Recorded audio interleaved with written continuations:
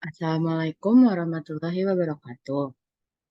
Kami dari kelompok 2 eh, akan mempresentasikan hasil kerja kami mengenai dengan topik chapter 13 mengenai penelitian perilaku dalam akuntansi.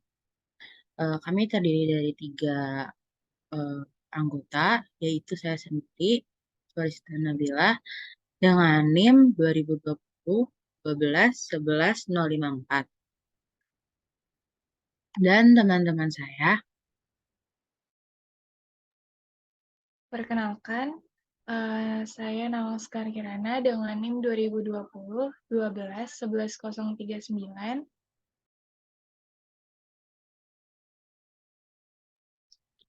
Perkenalkan, nama saya Mita Nurhaliza dengan NIM 2020 12 11 057. Akuntansi 2020. next, eh, di chapter 13 ini kami akan membahas mengenai 3 topik eh, khusus, yaitu definisi dan lingkup penelitian perilaku dalam akuntansi. Yang kedua, keterbatasan dan pentingnya penelitian perilaku. Lalu yang ketiga dan terakhir, isu bagi auditor. Next.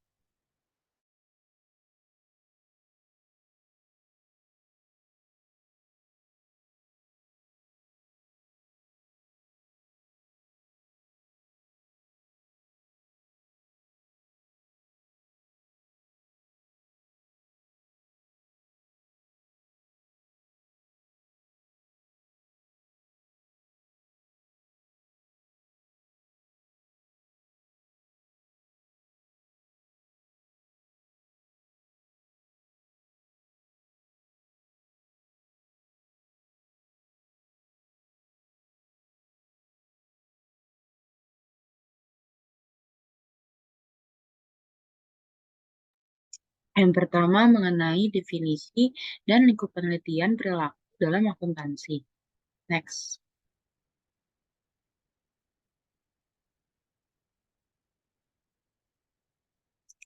Definisi.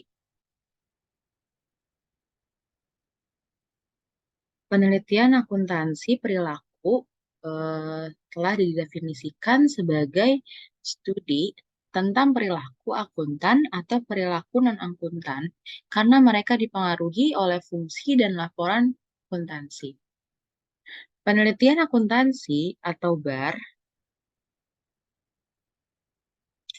em, di sini itu riset pasar modal dan penelitian teori keagenan, semuanya itu bisa disebut penelitian sebagai penelitian positif. Dalam arti semua penelitian ini terfokus dengan menemukan fakta, di mana seperti penelitian pasar modal ini menanyakan bagaimana pasar sekuritas bereaksi terhadap informasi akuntansi.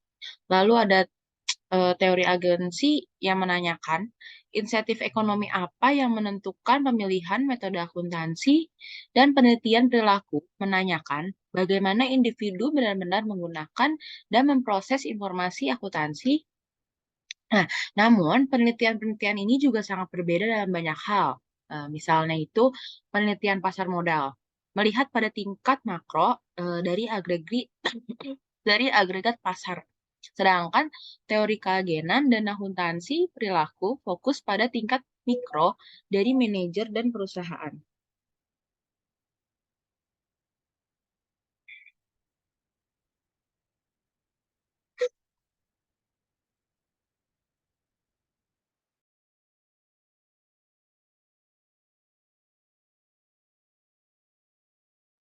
Next.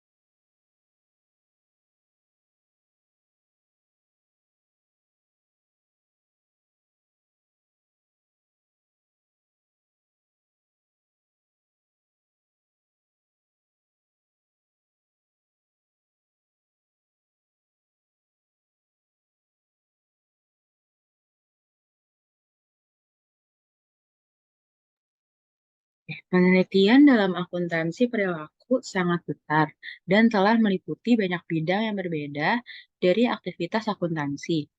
Beberapa studi mengenai BAR misalnya telah diterapkan di bidang audit untuk meningkatkan pengambilan keputusan auditor. Sebagai contoh, ketika auditor merencanakan cara mereka akan melakukan audit terhadap klien tertentu, mereka harus menilai seberapa besar risiko yang terkait dengan klien tersebut. Nah, semakin tinggi risiko,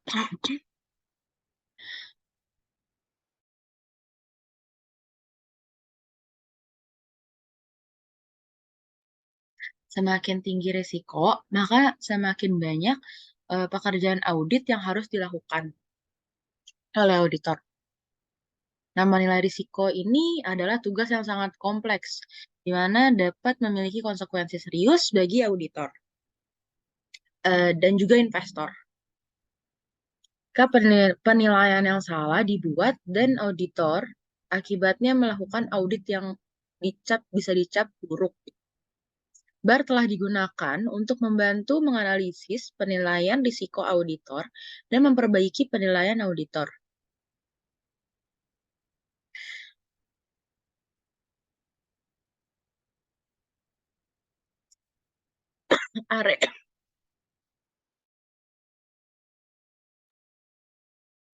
Area utama lain BAR ada di bidang akuntansi manajemen. Misalnya, BAR telah digunakan untuk membantu menggali dan memahami berbagai masalah insentif dan disinsentif yang terkait dengan berbagai jenis proses penganggaran dan bagaimana bentuk organisasi dan sistem akuntansi dapat mempengaruhi perilaku individu dalam perusahaan. Namun, karena ini tercatat pada laporan keuangan, fokus utama di bab ini yaitu diantaranya kandungan informasi pada laporan keuangan untuk pengguna eksternal perusahaan. Tipe utama BAR dalam area ini yang telah diketahui seperti Human Judgment Theory atau HJT atau Human Information Processing atau HIP dan meliputi pertimbangan dan pembuatan keputusan akuntan dan auditor yang mempengaruhi fungsi output pada pengguna sebagai pembuatan pertimbangan dan keputusan. Next.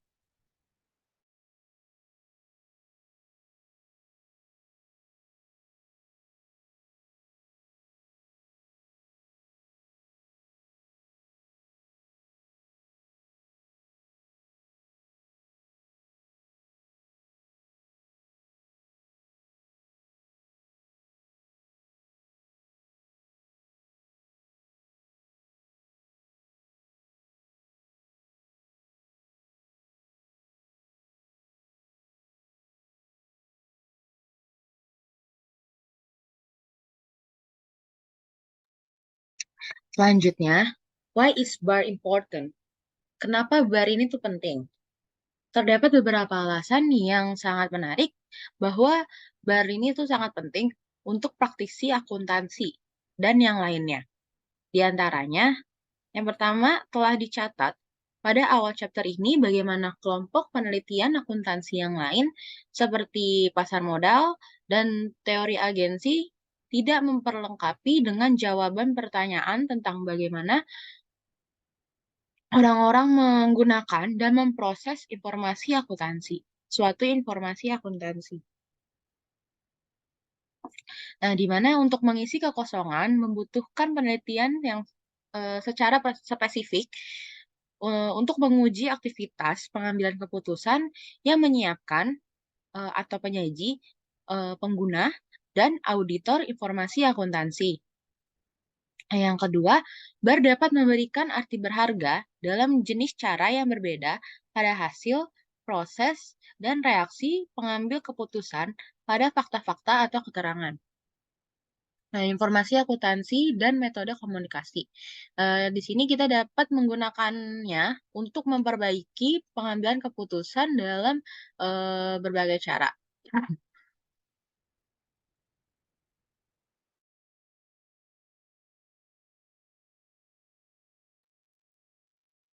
Yang ketiga, BAR berpotensi menyediakan informasi yang bermanfaat untuk regulator akuntansi, seperti contohnya ini Australian Accounting Standard Board atau AASB. Sebagai tujuan pokok akuntansi yaitu untuk menyediakan informasi yang bermanfaat untuk mengambil sebuah keputusan. Nah, anggota Australian Accounting Standard Board atau AASB ini terus berhadapan dengan masalah di mana metode akuntansi dan apa tipe pengungkapan yang akan terbukti bermanfaat untuk dipakai informasinya dalam membuat keputusan untuk pengguna laporan keuangan atau financial statement. Lalu yang terakhir, BAR ini juga dapat mengarahkan pada terjadinya efisiensi dalam praktik kerja, akuntan, dan profesi yang lain. Seperti contohnya keahlian senior dan pengalaman anggota sebuah perusahaan akuntansi dapat dicatat dan dimanfaatkan oleh metode BAR untuk mengembangkan sistem keahlian yang terkomputerisasi untuk suatu variasi dalam konteks pengambilan keputusan atau decision making. Next.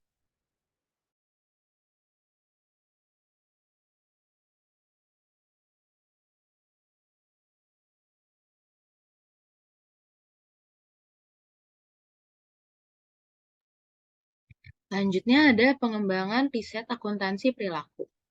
Istilah BAR pertama kali ini muncul dalam literatur pada tahun 1967, di mana tetapi penelitian HTJ memiliki dasarnya dalam literatur psikologi dari Ward Edwards pada tahun 1954. Penerapan penelitian untuk akuntansi dan audit dilakukan pada tahun 1974 ketika Aston menerbitkan sebuah studi eksperimental dari penilaian pengendalian internal yang dilakukan oleh auditor. 30 tahun terakhir setelah melihat ledakan BAR dalam penelitian umum dan HJT pada khususnya, terutama dalam audit, di mana penilaian untuk proses audit ini tuh sangat penting. Dan untuk batas tertentu, pengembangan penelitian perilaku di bidang akuntansi keuangan telah dikalahkan oleh dominasi contracting teori sejak tahun 1980-an. Lalu banyak disiplin ilmu, seperti contohnya ilmu politik, teori organisasi, sosiologi, dan statistik, telah memainkan peran dalam pertumbuhan BAR ini. Tapi sejauh ini, ilmu perilaku yang paling penting dalam hal kontribusinya adalah psikologi. Pertumbuhan penelitian HTJ dalam akuntansi berutang banyak terhadap adaptasi metode penelitian yang digunakan dalam literatur psikologi ini, yaitu Brunswick-Lens model. Next.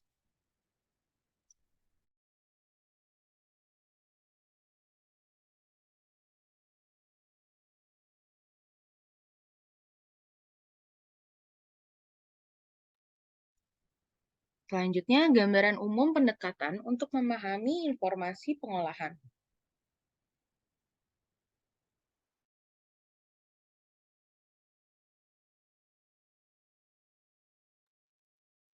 Tujuan dasar dari penelitian HJT adalah untuk menggambarkan cara orang-orang menggunakan dan memproses bagian informasi akuntansi dan lainnya dalam konteks tertentu dalam pengambilan keputusan. Di sini kami menyebut deskripsi tentang proses pengambilan keputusan oleh seseorang sebagai model. Jadi, seperti misalnya, kita dapat menggunakan teknik penelitian HJT ini sebagai model atau mewakili cara di mana seorang petugas pinjaman bank memproses berbagai item informasi seperti laba dan angka arus kas untuk membuat keputusan tentang apakah akan menyetujui aplikasi pinjaman dari sebuah perusahaan atau tidak. Nah, meskipun Brunswick-Lens model ini telah menjadi metode yang dominan atau sering dipakai dalam mengembangkan model pengambilan keputusan, ada juga dua pendekatan penelitian utama lainnya. Salah satunya disebut proses tracing. yang merupakan upaya untuk membangun sebuah tree representation dari keputusan penilaian seseorang, dan yang lainnya dikenal sebagai paradigma penilaian probabilitas, di mana proses pengambilan keputusan direpresentasikan sebagai pernyataan probabilitas yang didasarkan pada dalil baik. Next.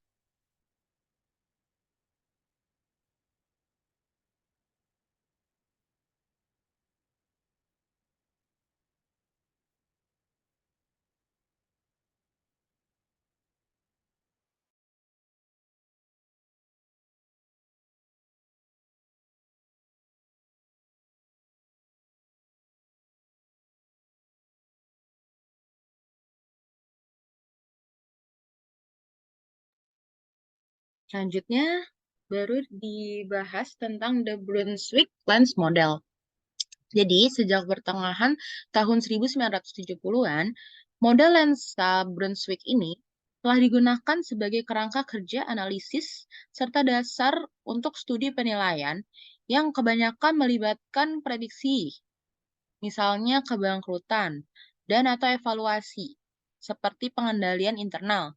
Peneliti menggunakan model lensa ini untuk menyelidiki hubungan antara beberapa isyarat atau potongan informasi dan keputusan, penilaian, atau prediksi dengan mencari keteraturan dalam tanggapan kepada isyarat ini. Nah, dalam mengembangkan versi tertentu dari Brunswick Lens Model ini, subjek diminta untuk membuat penilaian untuk sejumlah besar kasus yang didasarkan pada seperangkat isyarat yang sama. Misalnya, mereka mungkin akan diminta untuk menilai apakah beberapa perusahaan cenderung gagal. Dinilai dari model kerja perusahaan, price earning, laba bersih per saham, lalu rasio cepat, lalu debt to equity, dan rasio lainnya. Brunswick Lens Model ini adalah alat yang sangat kuat untuk membantu kita memahami proses pengambilan keputusan dalam situasi yang spesifik. Pikirkan tentang cara-cara yang dapat digunakan untuk meningkatkan pengambilan keputusan. Pertama, melihat sisi kiri dari diagram, yaitu hubungan antara hal kepentingan, seperti default atau non-default, dan variabel yang digunakan untuk menilai peristiwa itu. Nah, seperangkat studi mengatakan lensa ini dapat menguji hubungan antara peristiwa dan isyarat informasi yang digunakan oleh pengambil keputusan untuk melihat apakah isyarat ini tuh benar telah digunakan atau tidak. Nah, yaitu apakah potongan informasi akuntansi merupakan indikator yang baik untuk peristiwa tersebut. Jika isyarat informasi yang tidak relevan dengan keputusan itu, maka para pengambil keputusan dapat diinformasikan mengenai hal ini dan memberitahu potongan informasi yang lebih bermanfaat. Nah, secara umum, penggunaan Brunswick Lens Model ini telah menyebabkan penemuan informasi berharga mengenai next.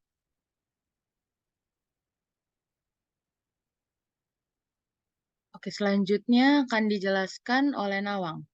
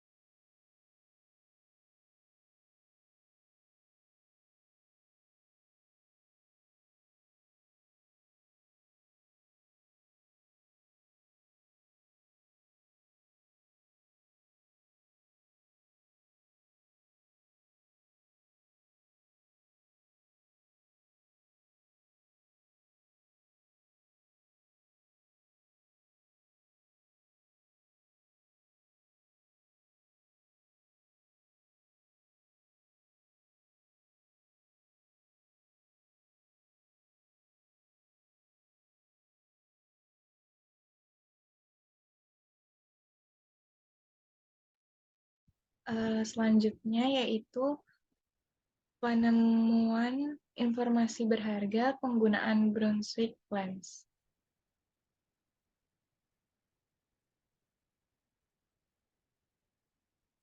Secara umum, penggunaan Brunswick Lens model telah menyebabkan penemuan informasi berharga mengenai yang pertama itu pola isyarat digunakan secara jelas dalam berbagai tugas. Yang kedua, bobot yang ditempatkan secara implisit oleh para pengambil keputusan di berbagai isyarat informasi. Yang ketiga, ketepatan relatif pengambil keputusan pada tingkat keahlian yang berbeda dalam memprediksi dan mengevaluasi berbagai tugas. Yang keempat, kondisi di mana expert system dan atau model perilaku manusia melebihi perilaku yang dilakukan manusia. Yang kelima, ada stabilitas atau konsistensi dari penilaian manusia dari waktu ke waktu. Yang keenam, ada tingkat pemahaman yang dimiliki para pengambil keputusan mengenai pola mereka menggunakan data. Dan yang terakhir, tingkat konsensus ditampilkan dalam berbagai tugas keputusan kelompok.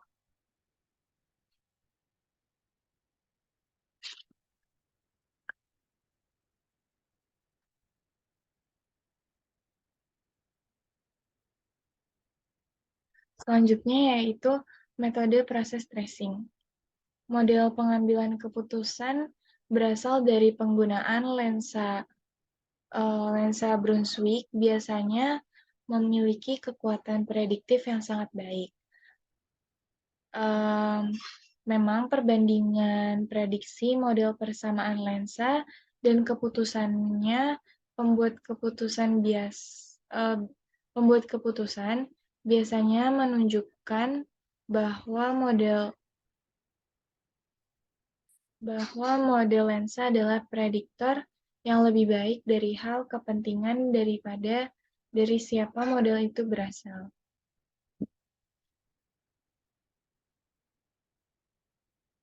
Salah satu alasannya adalah bahwa model lensa statistik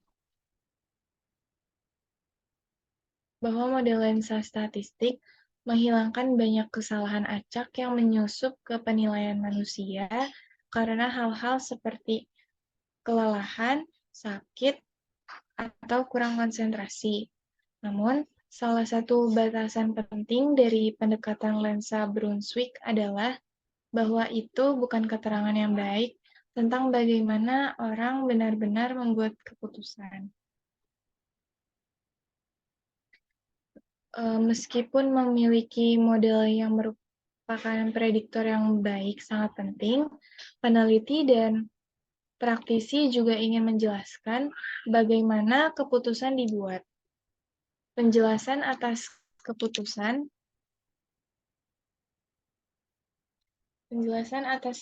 keputusan dapat membantu mengungkapkan kelemahan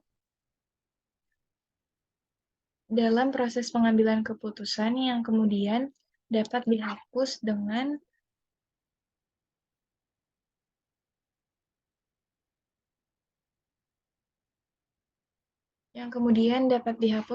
pelatihan dan perbaikan. Perbaikan ini pada gilirannya akan menyebabkan prediksi yang lebih baik dari sebelumnya. Dalam upaya untuk membuat pendekatan langkah bijaksana dalam pengambilan keputusan, beberapa penelitian HJT telah menggunakan pendekatan yang berbeda untuk pemodelan pengambilan keputusan yang disebut proses tracing atau metode verbal protokol. Secara umum, decision tree yang berasal dari proses metode penelusuran adalah deskripsi intuitif yang baik dari proses keputusan.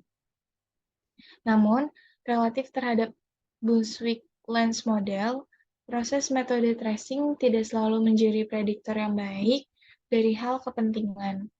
Salah satu alasannya untuk ini adalah bahwa pengambil keputusan sering mengalami kesulitan menjelaskan semua langkah yang mereka lalui. Selanjutnya, penilaian probabilistik. Model penilaian probabilistik berguna untuk melihat situasi dalam akuntansi di mana keyakinan awal tentang prediksi atau evaluasi perlu direvisi sekali untuk bukti lebih lanjut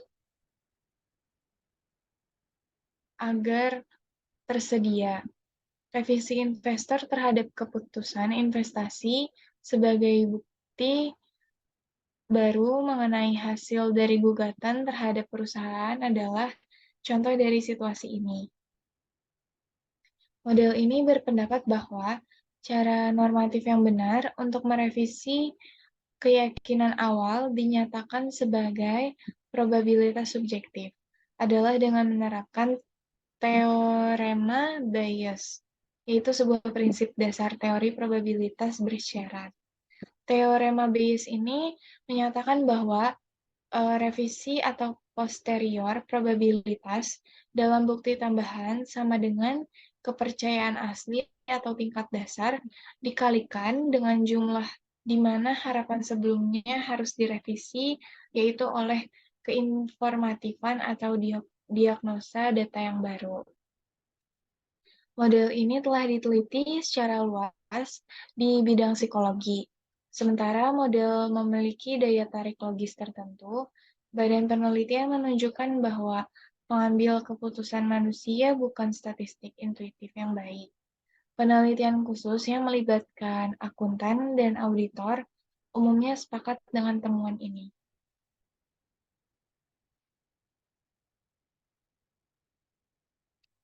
Selanjutnya, studi model lensa bukti.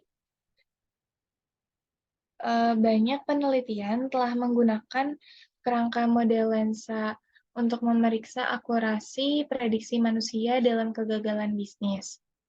Tugas ini penting dan realistis bagi orang-orang seperti investor, petugas pinjaman bank, kreditor lain, dan auditor. Secara umum telah diteliti dengan memberikan subjek dengan sejumlah isyarat numerik seluruh kasus berulang dalam keberhasilan dan kegagalan bisnis yang sebenarnya, yang diambil dari data arsip. Menggunakan model lensa sebagai alat penelitian, dengan cara ini memungkinkan analisis konsistensi dalam memberi penilaian apakah model perilaku manusia dapat memprediksi lebih akurat daripada manusia.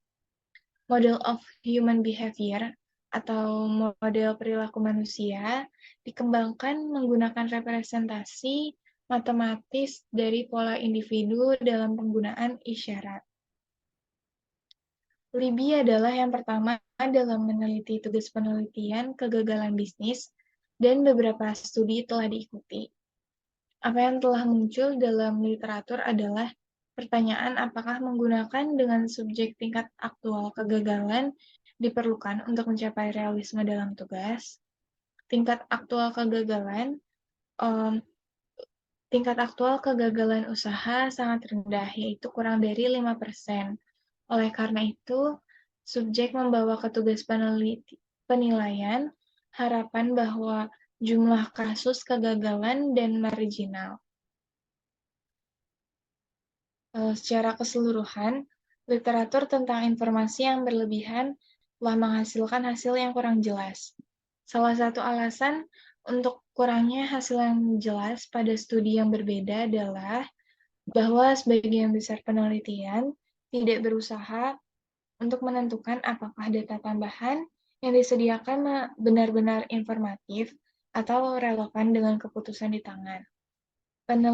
Penilaian literatur secara konsisten menemukan bahwa kedua ahli dan yang bukan ahli adalah subjek yang percaya diri akan kemampuan mereka dalam tugas-tugas penilaian tertentu. Terlalu percaya ini tampaknya berasal dari 3 faktor, yaitu yang pertama, kecenderungan bagi manusia untuk mencari dan mencari kekurangan dan kelebihan bobot umpan balik positif. Yang kedua, terbatasnya sifat umpan balik dalam banyak kasus. Misalnya, dalam kegagalan atau sulitnya memprediksi keputusan yang tepat untuk tidak meminjamkan jarang dievaluasi. Dan yang ketiga, ada variabel saling ketergantungan dari tindakan dan hasil. Misalnya, tindakan pinjaman atau tidak meminjamkan mempengaruhi keberhasilan atau kegagalan. Selanjutnya, penelitian tentang proses penelusuran bukti. Model Brownsville-Lenz secara implisit memperlakukan proses pengambilan keputusan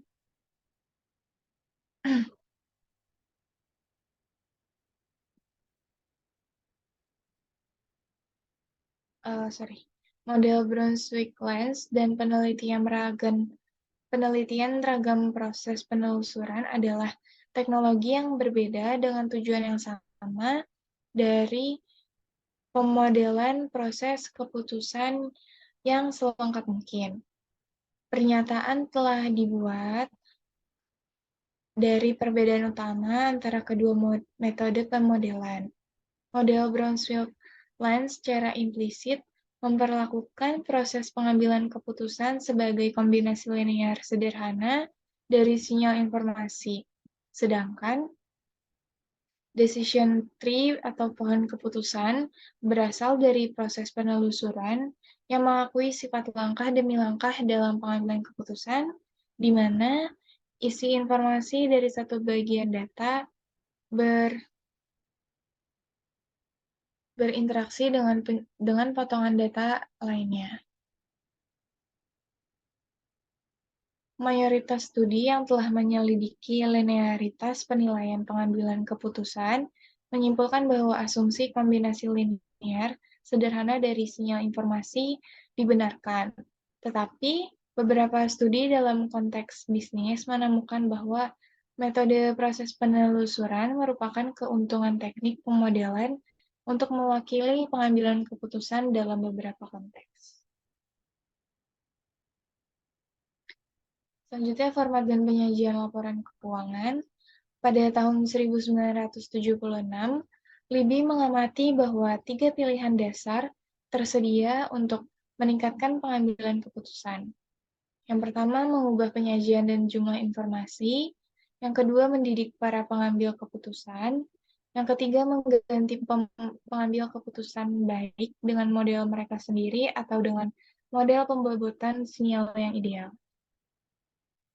Mengingat pentingnya saran pertama kepada akuntan, auditor, regulator, dan pembuat standar, secara mengejutkan sedikit penelitian telah dilakukan dalam memastikan format penyajian akuntansi yang ideal. Model lensa berguna dalam membahas isu-isu penyajian laporan keuangan serta analisis penilaian prediktif. Ini memungkinkan analisis akurasi penilaian manusia dalam hal menentukan sejauh mana individu mendeteksi sifat penting dari tugas penilaian dan konsisten menerapkan kebijakan penilaian. Jika perubahan format laporan menghasilkan informasi yang meningkatkan salah satu karakteristik di atas, akurasi penilaian manusia harus ditingkatkan. Selanjutnya, penelitian probabilitas penilaian bukti.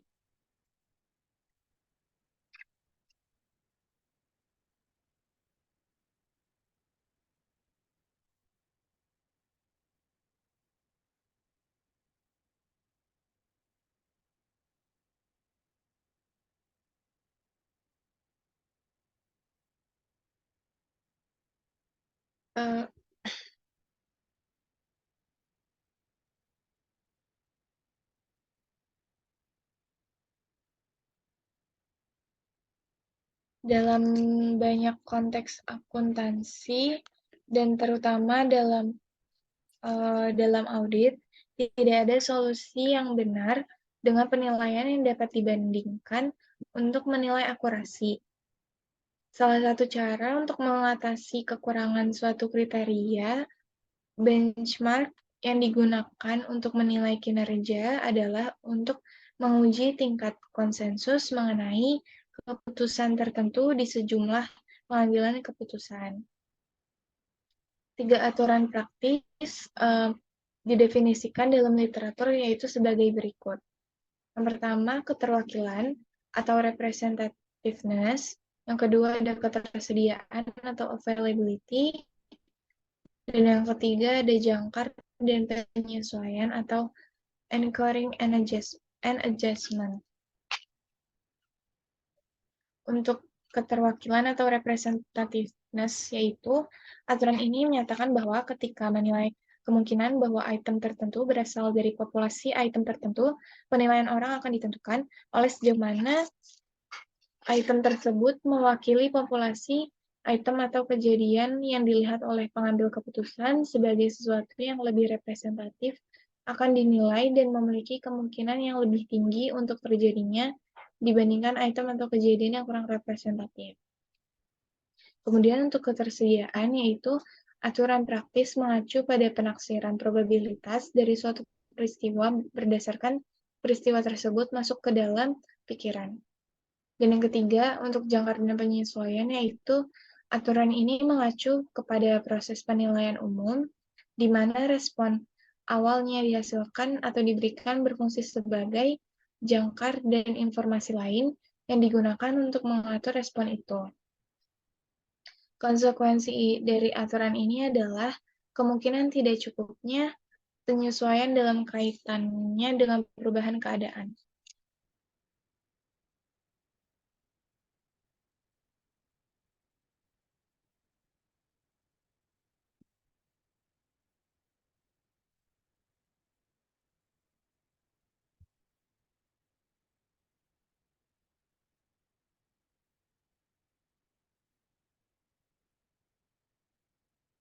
Selanjutnya, keterwakilan bukti. Kahneman dan Tversky pertama kali melaporkan adanya keterwakilan dan kecenderungan untuk mengabaikan tingkat dasar.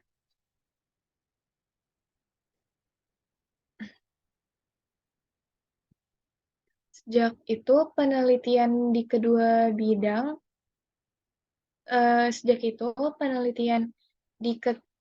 di kedua bidang psikologis akuntansi telah menyelidiki fenomena tersebut. Bukti yang meyakinkan dalam hal itu menunjukkan bahwa informasi tarif dasar kadang-kadang diabaikan dan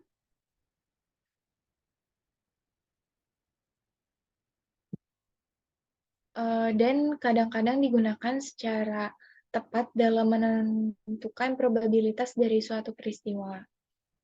Dalam contoh ini, berkaitan dengan penipuan manajemen, lagi tingkat dasar sangat rendah digunakan. Seperti yang telah diperkirakan, seperti pada contoh sebelumnya, subjek akan memberikan perhatian yang kecil untuk tingkat dasar yang rendah yang diberikan. Sejak penilaian audit sering melibatkan tingkat dasar rendah, dampak peristiwa tinggi, contohnya fraud, penulis menekankan tentang implikasi dari hasil ini. Namun, Holt meragukan temuan Joyce dan Biddle memperdebatkan bahwa hal itu adalah pengungkapan masalah, mengarah ke efek framing yang telah didorong dari hasil mereka. Selanjutnya akan dilanjutkan oleh Mita.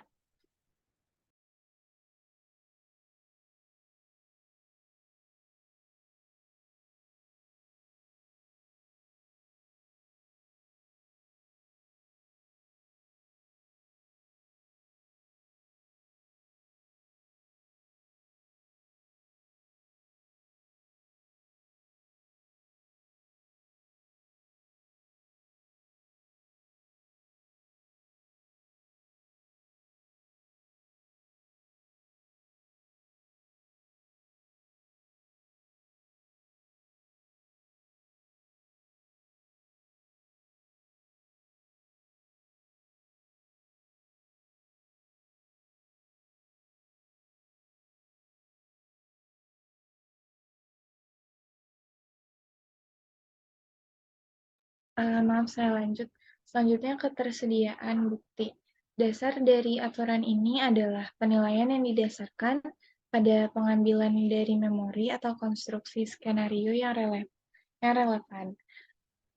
Contohnya, semakin semakin cepat mengingat masalah atau semakin mudah orang untuk mengingat masalah atau menghasilkan penjelasan tentang suatu peristiwa, maka semakin tinggi kemungkinan terjadinya penilaian peristiwa.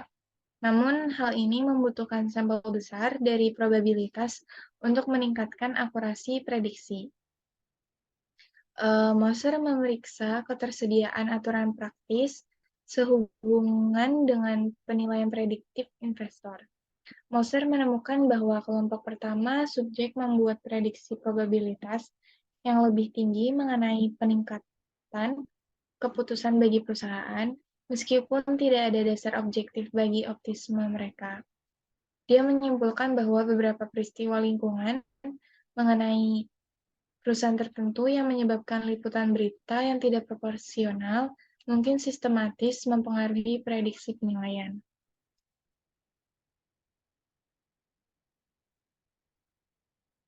Selanjutnya baru akan dibacakan oleh Mita.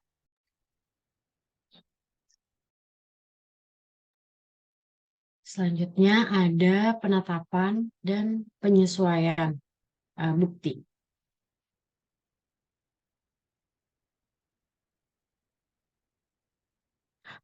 Joyce dan Biddle menggunakan kembali praktik auditor sebagai subjek dalam menerima efek perubahan dalam sistem pengendalian internal pada perluasan pengujian substantif. Diharapkan bahwa subjek akan menyesuaikan perubahan dalam pengendalian internal dengan menyesuaikan cakupan audit, tetapi penyesuaian tidak akan cukup sebagai penetapan pada awal pengendalian internal yang akan terjadi.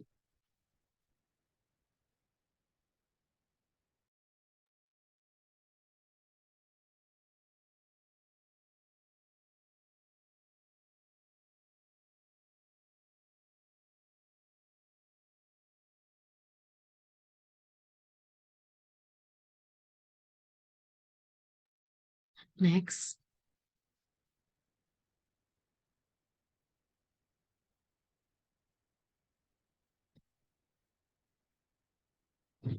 Selanjutnya ada penilaian ahli dan aturan praktis.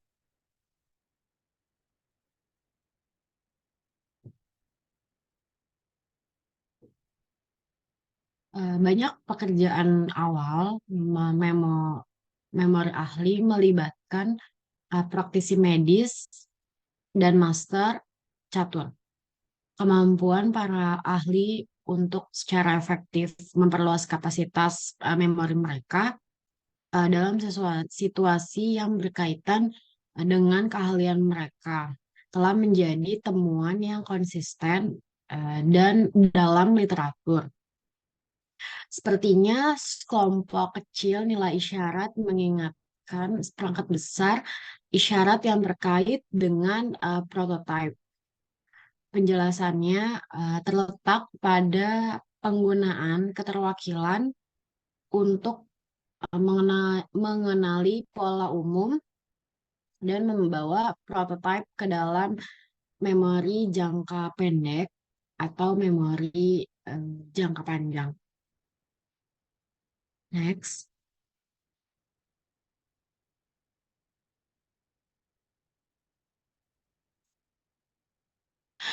Selanjutnya ada akuntansi. Selanjutnya ada keterbatasan dan pentingnya penelitian perilaku. Next.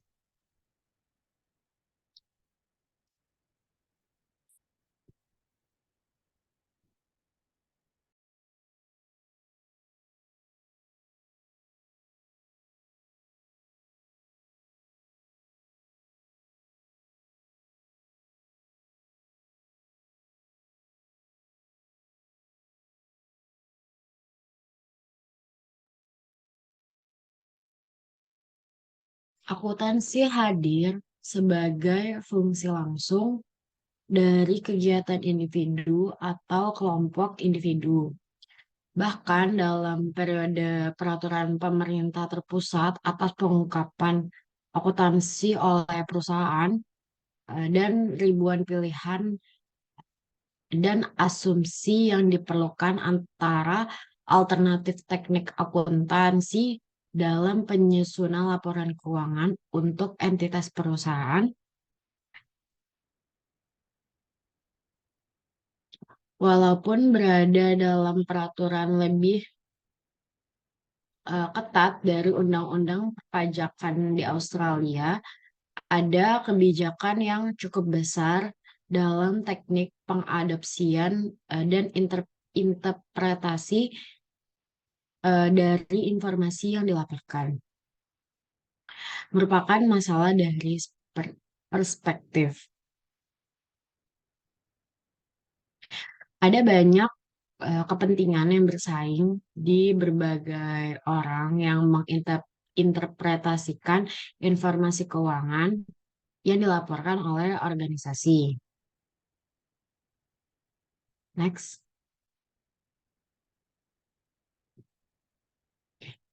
Menurut Zimmerman, sistem akuntansi adalah komponen fundamental dari sebuah arsitektur organisasi dengan manajer yang secara konstan beradaptasi untuk memastikan struktur terbaik bagi perusahaan.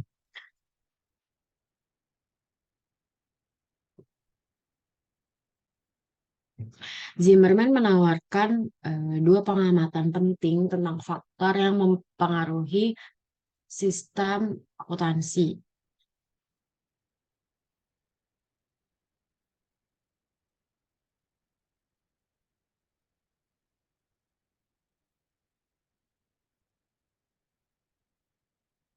Yang pertama, sistem akuntansi berubah ketika ada peraturan,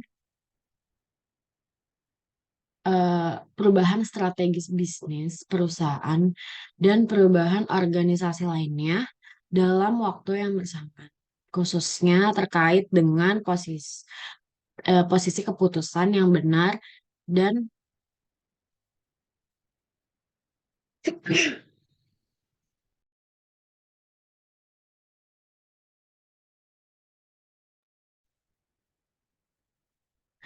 sistem evaluasi kinerja dan juga reward. Yang kedua, perubahan dalam arsitektur organisasi, termasuk perubahan di dalam sistem akuntansi, disebabkan oleh adanya eksternal shock dari teknologi dan pergeseran kondisi pasar.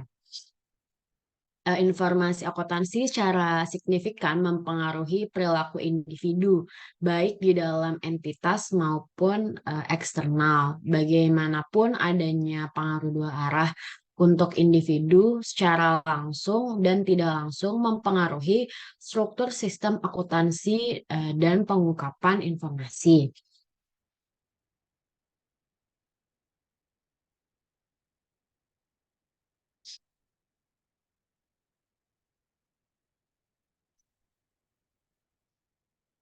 Dengan demikian, informasi akuntansi akan mempengaruhi perilaku baik dalam metode yang diadopsi untuk mengukur dan melaporkan informasi dan sebagai respon terhadap keterbukaan informasi. Tanggapan terhadap informasi adalah fungsi dari perspektif manusia dan karena itu tidak lepas dari tujuan pribadi dan kepentingan pengguna, apakah bertindak seperti kepentingan individu atau sebagai kelompok. Next.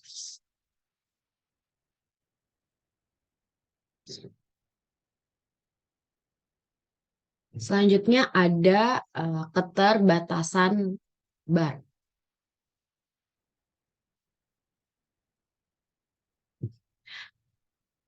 Gambar umum bar setelah menunjukkan bahwa kita telah belajar banyak tentang bagaimana pembuat keputusan yang berbeda menggunakan informasi akuntansi. Namun, jika mengungkapkan bahwa ada signifikansi yang lebih bagi kita untuk belajar di area ini, frekuensi antara hasil studi sejenis hanya berarti bahwa pengolahan informasi manusia jauh lebih kompleks daripada pengembangan teori penelitian dan metode saat ini. Keterbatasan ini berarti belum mencapai tingkat yang sama dari dominasi dalam literatur akademik saat ini dinikmati oleh pasar modal dan teori keagenan sekolah penelitian. Secara keseluruhan, keterbatasan utama dari BAR adalah kurangnya teori tunggal yang mendasari yang membantu dalam penyatuan pertanyaan penelitian beragam dan temuan BAR. Berbeda dengan pasar modal dan teori keagenan sekolah penelitian yang telah didasari kegiatan penelitian dan pengembangan teori dalam bidang tertentu dari ekonomi, peneliti BAR telah meminjam dari berbagai disiplin ilmu dan konteks dan tidak memiliki kerangka kerja umum dalam yang mengembangkan generalisasi yang berguna bagi para pembuat kebijakan. Terdapat juga tidak ada kemungkinan isyarat pengembangan dari teori semacam itu di masa yang akan datang.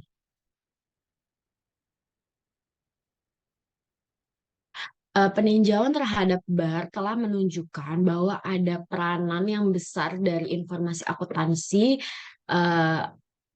dalam pengambilan keputusan. Proses informasi yang kompleks menyadarkan kita bahwa perkembangan penelitian teori-teori dan metode akuntansi saat ini masih belum cukup. BAR memiliki beberapa keterbatasan, yaitu yang pertama, penelitian pada topik yang sama memberikan hasil yang kontradiktif sehingga membingungkan saat pengambilan keputusan. Yang kedua, subjek percobaan yang digunakan dalam penelitian tersebut seringkali berbeda dengan real judgment. Yang ketiga, penelitian akuntansi mempertanyakan apakah peraturan harus dipengaruhi oleh hasil penelitian pembuat keputusan individu atau tidak. Secara keseluruhan, keterbatasan terbesar dalam BAR adalah tidak adanya satu landasan teori yang dapat membantu menggabungkan beragamnya pertanyaan dalam penelitian dan penemuan BAR. Penelitian BAR banyak meminjam pemikiran dari berbagai disiplin ilmu dan tidak memiliki persamaan framework satu sama lain. Hal ini menyebabkan sulitnya mengeneralisasi bagi policy maker. Walaupun begitu, tidak dipungkiri bahwa metode BAR merupakan alat penelitian yang berharga. Metode BAR telah banyak digunakan untuk mengembangkan information processing dan training di dunia pekerjaan. Selain itu, BAR juga dapat menunjukkan systematic error. Next.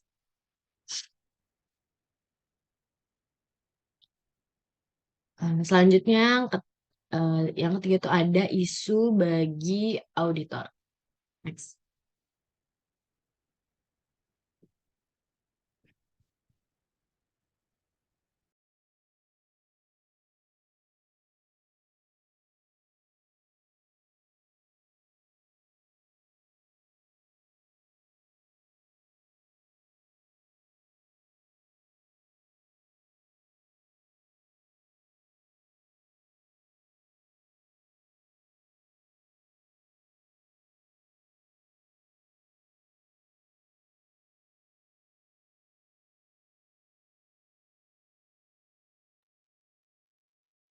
Oke.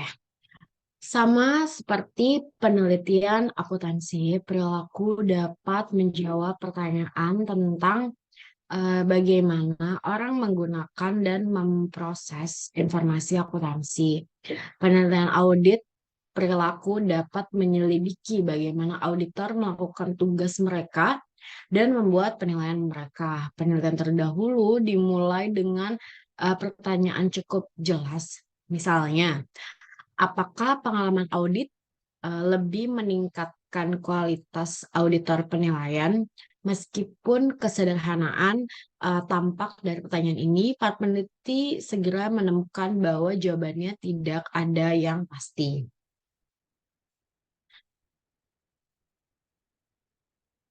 Kinerja auditor bervariasi antara pengaturan dalam cara-cara yang menunjukkan bahwa auditor memiliki kedua pengetahuan umum, yang umum untuk semua auditor dan pengetahuan khusus yang diperoleh melalui praktik dan umpan balik dalam domain tertentu atau konteks.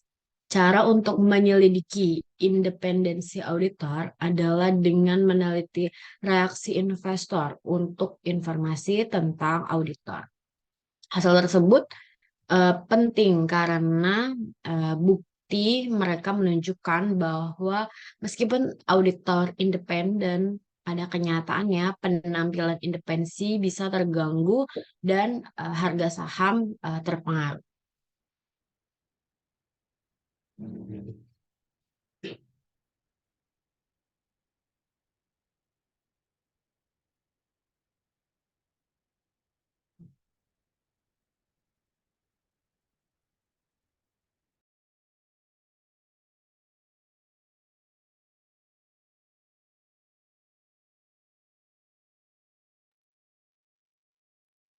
Sekian presentasi dari kelompok 2. Kurang lebihnya mohon maaf. Wassalamualaikum warahmatullahi wabarakatuh.